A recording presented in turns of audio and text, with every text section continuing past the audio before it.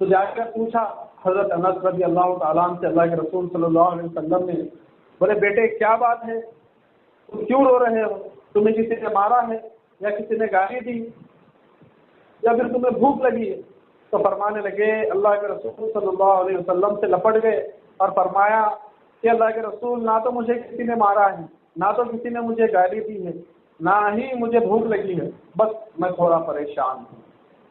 پریشان ہو گئے اللہ کے رسول اور فرمانے لگے، بیٹے تو 10 سال کی عمر تیری ہے، تو بچہ ہے ابھی، تجھے کیا پریشانی ہے؟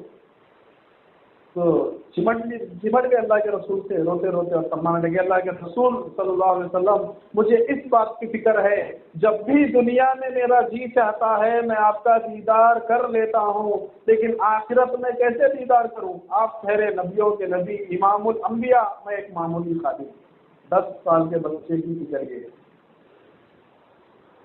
تو چیخ نکل گئی۔ فرمایا اللہ کے رسول صلی اللہ علیہ وسلم کی اور فرمانے لگے، بیٹا انس، اگر آخرت میں تجھے مجھ سے ملاقات کرنا ہو تو خود صراط پر آ جانا۔ پریشان ہو گئے حضرت انس اور فرمانے لگے، اللہ کے رسول صلی اللہ علیہ وسلم آپ اور صراط پر؟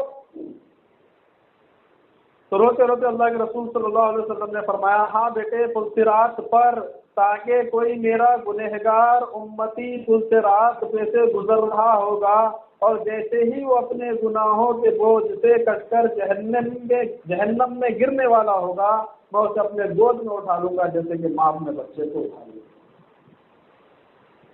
یہ فکر اللہ کے رسول صلی اللہ علیہ وسلم کی۔ آج ہم خوشی میں بھی بھول گئے، غم میں بھی بھول گئے، نہ دن میں یاد ہے نہ رات میں یاد ہے، نہ کھانے کے ٹائم یاد آ رہے، نہ سونے کے ٹائم یاد آ رہے، نہ شادی میں یاد آ رہے، نہ میت میں یاد آ رہے، کوئی چیز میں اللہ کے رسول صلی اللہ علیہ وسلم ہمیں یاد ہی نہیں۔ اور پھر ہمارا گمان ہے کہ ہم ایمان والے ہیں۔ اللہ کے رسول صلی اللہ علیہ وسلم کی اطاعت گویا اللہ کی اطاعت ہے۔ آپ کے طریقے پر کامیابی ہے، آپ کے طریقے سے ہٹیں گے قیامت آ جائے گی، لیکن اللہ کی مدد کبھی نہیں